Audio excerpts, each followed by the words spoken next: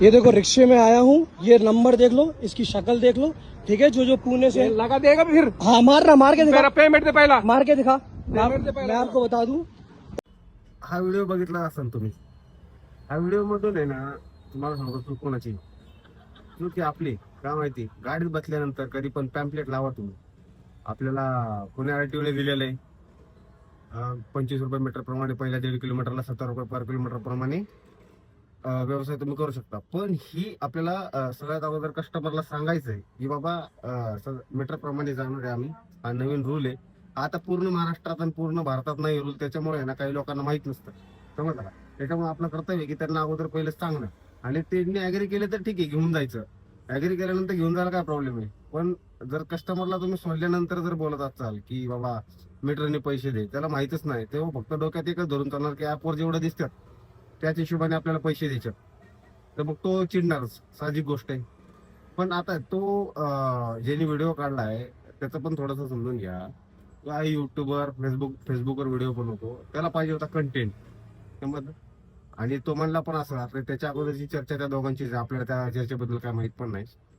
तो म्हणला पण असेल की मीटरवरती म्हणून, हा ऍग्री पण झाला असेल. उतरल्यानंतर ह्याला तमाशा करायचाच होता, त्याने तो केला, तो व्हिडिओ अपलोड केला. व्हिडिओ अपलोड करून त्याला पाहिजे होतं ती प्रसिद्धी त्याला भेटलीच त्या व्हिडिओच्या माध्यमातून. पण मला एवढंच म्हणायचंय की तुम्ही ज्यावेळेस रिक्षावाल्यांची व्हिडिओ काढता आणि सोशल मीडियावरती टाकता, त्यावेळेस ती त्या एरियातली सत्य परिस्थिती बघून घेत जावा. कारण की आम्ही आंदोलन करून आम्ही मीटर प्रमाणे व्यवसाय करायचा निर्णय हे घेतलेला आहे, आणि ह्याला आम्हाला पुण्याच्या आरटीओने पण मान्यता दिलेली, आम्हाला लेटर दिलेलं आहे. आम्ही ती गाडीत लावून फिरतोय. कस्टमरला गाडीत ट्रिप चालू करायच्या अगोदर कस्टमरला सांगतोय आम्ही की बाबा मीटर प्रमाणे यावं लागेल. ते अग्री असतील तर ठीक आहे, आम्ही घेऊन जातोय, नाही तर काय कॅन्सल करून आम्ही पुढे जातोय. पण आपण विनाकारण रिक्षावाल्यांना बदनाम करून हे करून काय फायदा आहे का. तुम्हाला जर एवढे जळे तर तुम्ही बसने जाऊ शकता, काय प्रॉब्लेम नाही. बसने जाऊ शकता, पण उगाच विनाकारण बदनाम करू नका रिक्षावाल्यांना. लय रिक्षावाले पहिले सरकारला जाता मीटर प्रमाणेच व्यवसाय करतायत, आणि हे आपल्या पुण्यामध्ये चालू आहे सध्या. मुंबई पुणे सोडलं तर बाहेर कुठं राज्यामध्ये अजून चालू नाहीये. पुण्यामध्ये आपल्या रिक्षावाल्यांची एकजूट चांगली, त्याच्यामुळं आपल्या इथं ह्या गोष्टी चालू आहेत. त्या लोकांना माहिती नाही, हे काम आहे आपलं सांगणं. न्यूजला आलेलं आहे, गुगलवरती सर्वात कस्टमरला जर खोटं वाटत असेल ना, गुगलवरती सर्च करा. गुगलवरती सर्च केल्यानंतर दिसतंय ना की पुण्यामध्ये रिक्षा हे उबेरनी जरी बुक केली तरी पण मीटर प्रमाणे चालणार आहेत.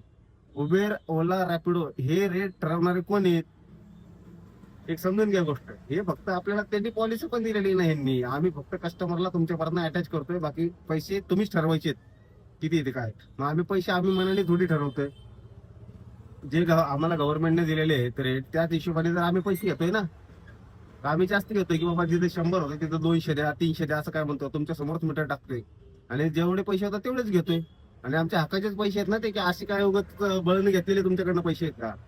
त्या गोष्टी तुम्हाला जरा समजल्या पाहिजे, कस्टमर लोकांना पण, खास करून पॅसेंजर लोकांना, की बाबा तुम्हाला उबेरवरती जर 200 दाखवले आणि मीटरवरती 170 झाले, त्यात तुमचा पण फायदा आहेच ना. तुम्ही मॅप लावा ना. तुम्हाला जर असं वाटत असेल की रिक्षावाले जरा इकडनं तिकडनं फिरवून देतात, समजलं, इकडनं तिकडनं फिरून देतात, तर तुम्ही मॅप लावा. तुमच्या मॅपनुसार रिक्षावाला चालतोय ना, मीटर टाकला तरी पण.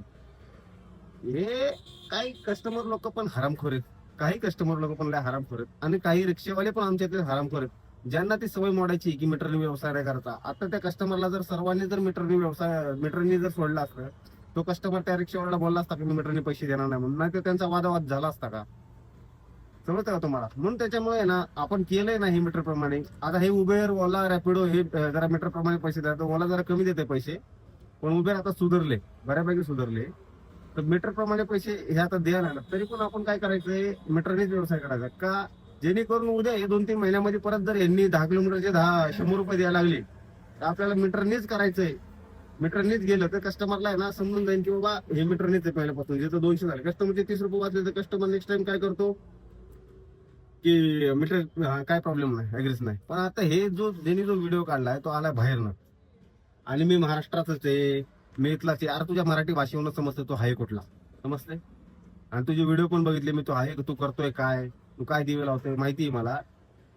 त्याच्यामुळे ना असं रिक्षावाल्यांना विनाकारण बदनाम करू नका, आणि आम्हाला जे गव्हर्नमेंटने रेट दिले आम्ही त्याच रेटने व्यवसाय करणार. हे पुण्यामधले रिक्षावाले बोलतायत, हे आम्ही त्याच रेटने करणार. धन्यवाद.